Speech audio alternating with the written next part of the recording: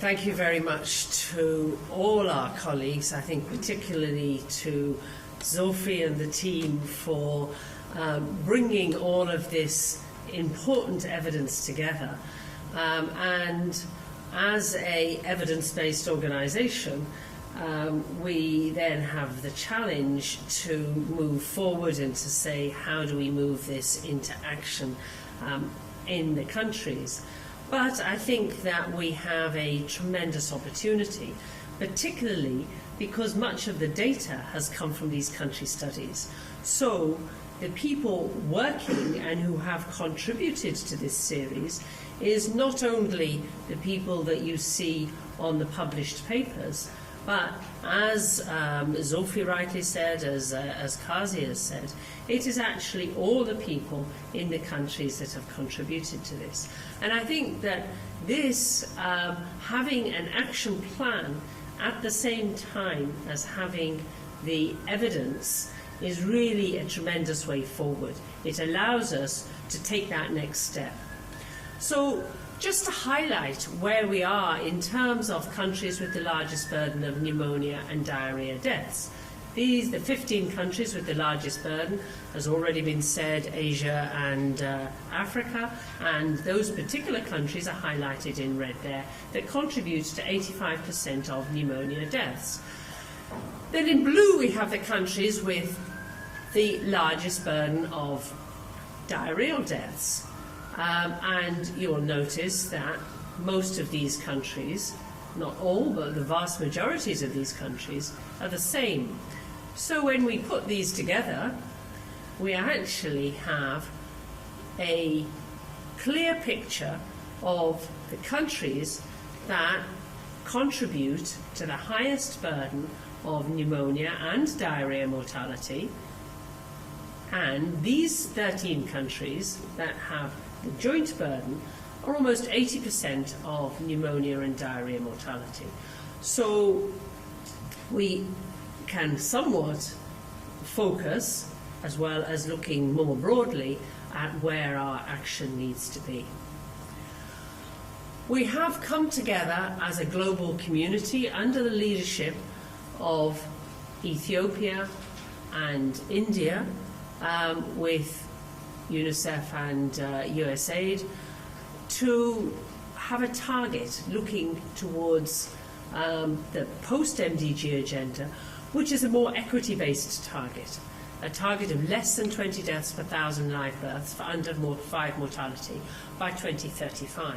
And actually, this is each and every country should reach this target, with a global target actually being less than that, the global target being of 15 or less deaths, 15 deaths per 1,000 live births. And the challenge is not only in reducing these deaths in every single country, but in reducing them in every single district of every single country. And to reach this target, reducing deaths from pneumonia and diarrhea will be critical, because as you've already heard from the evidence that we have, that the contribution of pneumonia and diarrhea to the total under 5 deaths is approximately 30% at the moment. So we are proposing an aggressive target. As Sophie said, we don't want to do business as usual, we want to go even faster. And in moving even faster, what we have looked at, or what was presented in Sophie's paper, is who is moving fastest, or who has managed to move fastest, which countries have managed to move fastest, and what has their rate of decline been. And if they've managed it, such as the graph you saw from Bangladesh, we should actually be able to support all countries to manage that decline. So for cause-specific mortality, looking at diarrhea, the aim through to 2035, but looking at, I'll just highlight 2025 at the moment, is that for diarrhea deaths we reduce from the current 7 per 1,000 deaths to a target of less than 1 per 1,000 deaths. For the pneumonia target, you've heard that it is currently still higher. It is currently running at about 12.5 per 1,000. We want to reduce to less than 3 per 1,000 deaths.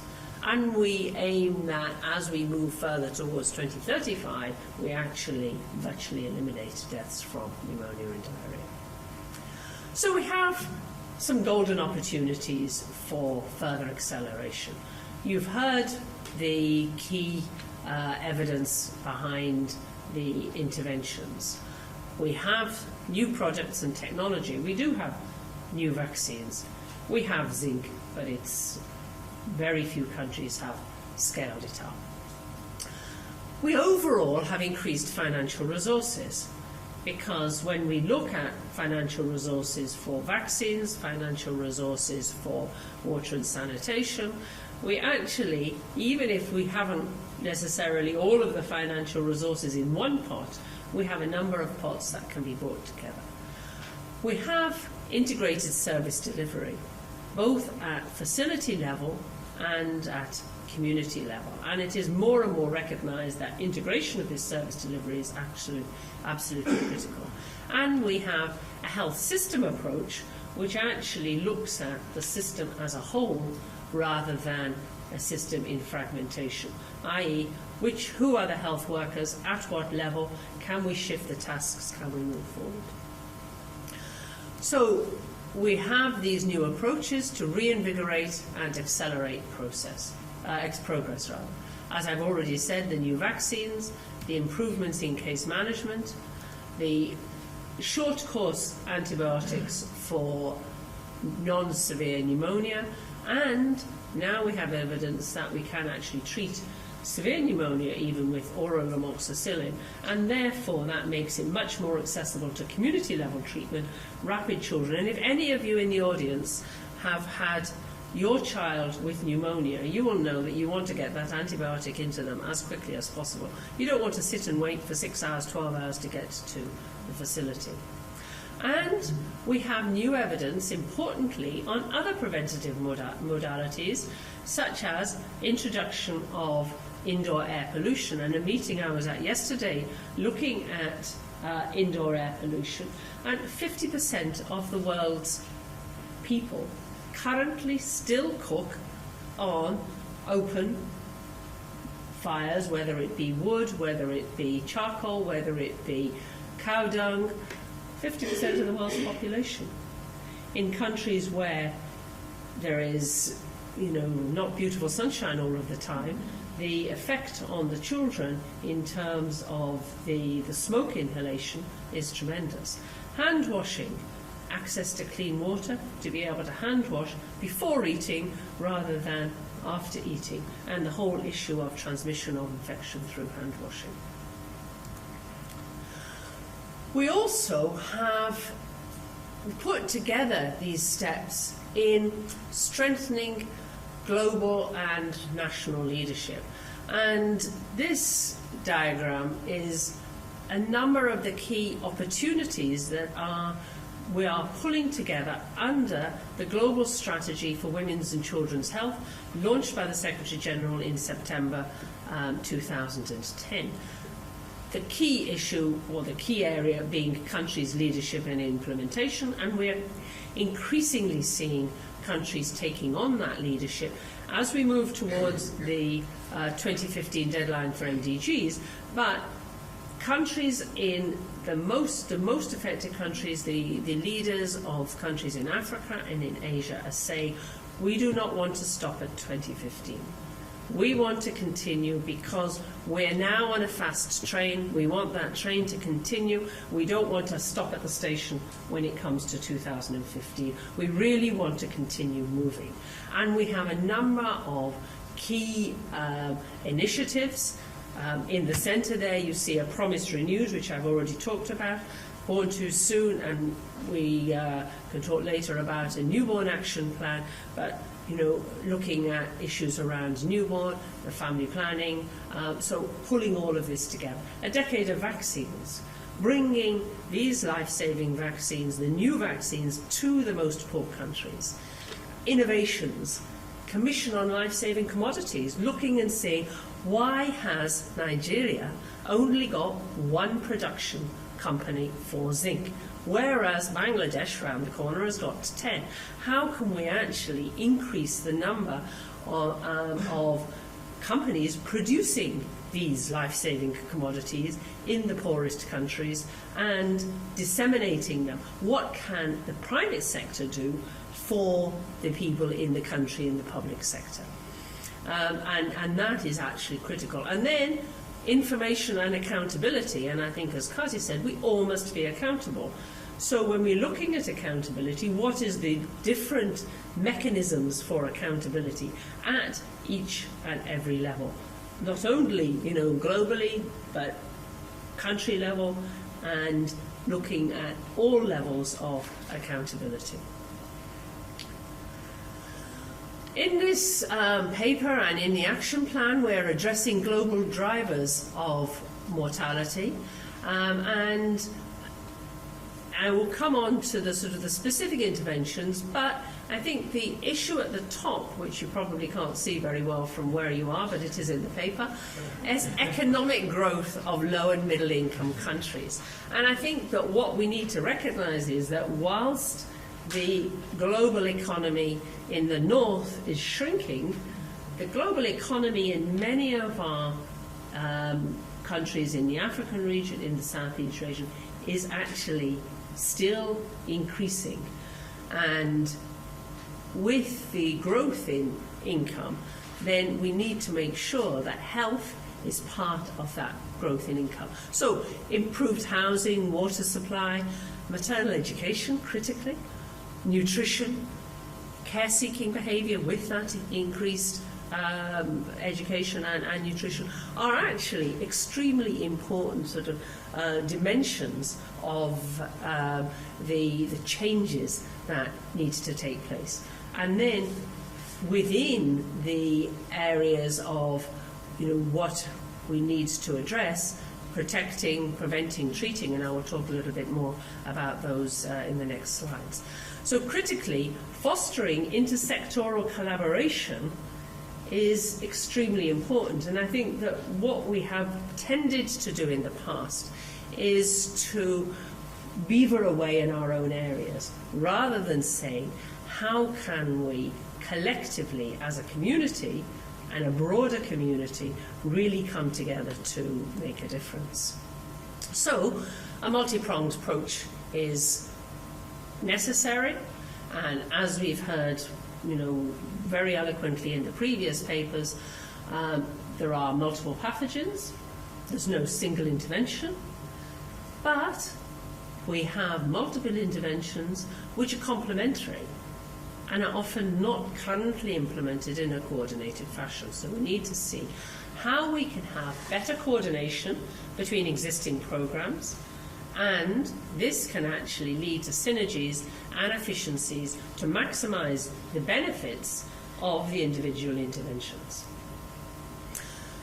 On this diagram, we see quite clearly that the strategies for preventing and treating pneumonia and diarrhoea, as has already been presented by Zulfi, there is a huge overlap.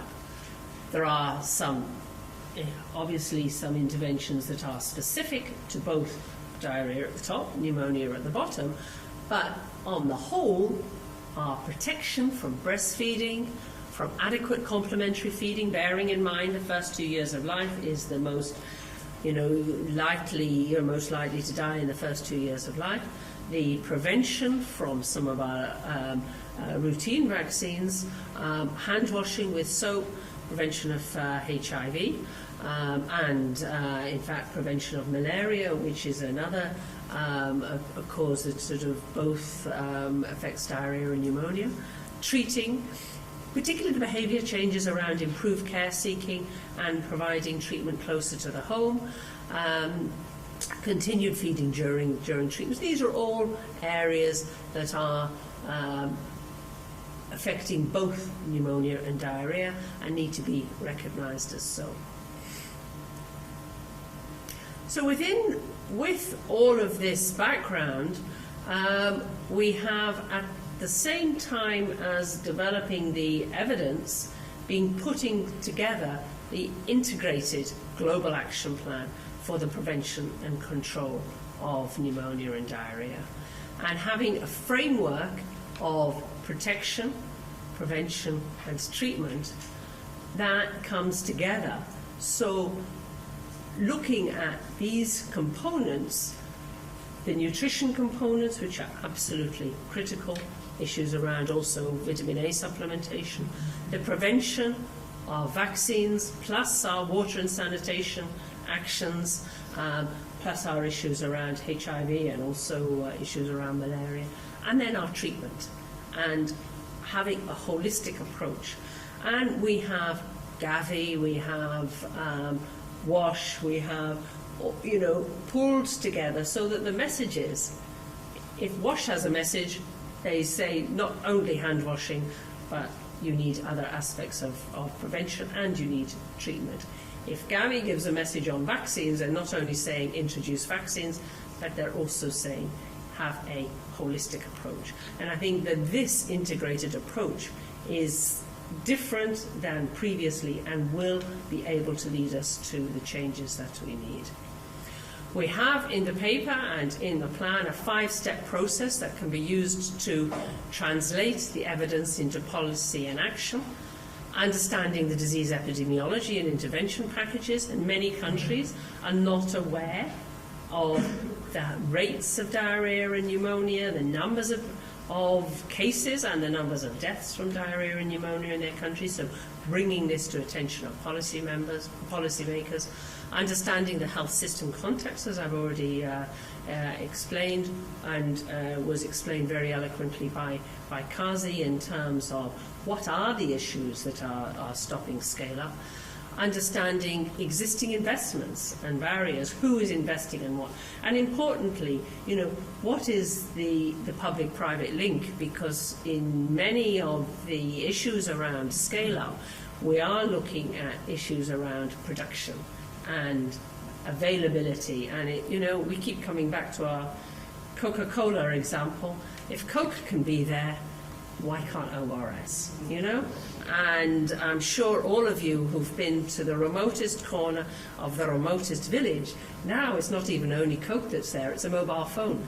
So with Coke and a mobile phone, I'm sure that we can actually get our ORS, our zinc, and at least get some soap for our hand washing. Establishing an enabling environment and making sure that those right policies are there for the availability, use of commodities at different levels of the health system, with looking at training, looking at education and so on and so forth. And importantly, being accountable for progress. Monitoring, monitoring, monitoring. Looking and seeing where are we, why aren't we there, what can we do to accelerate progress, and continually with the monitoring. And I'm sure Richard will love me for that. So, but I think having an independent expert review group who actually can really hammer and really keep saying, what have you done? How have you done it? Why aren't you doing more? Is absolutely critical. So coming finally to the key messages, we recognise that substantial reductions in deaths due to pneumonia and diarrhoea have been made. There are still 2 million deaths a year. We can reduce these deaths. The targets that are set are bold, they are ambitious, but they are possible. Scaling up cost-effective interventions can prevent 95% of diarrheal deaths, 65% of pneumonia deaths by 2025, and we're going to hear from Igor as to how to prevent the other 35% of pneumonia deaths as we move into the future. We have a clear 5-step approach to planning and management programs. In the Global Action Plan, we have you have a summary, but we have a very detailed action that each of the countries can take, and as a collaborative effort of more than 40 institutions, but most importantly of the countries themselves, we believe that this action plan can be implemented, and the cost to achieve this goal, as has already been indicated, is very small for the huge number of lives that we can save. Thank you very much.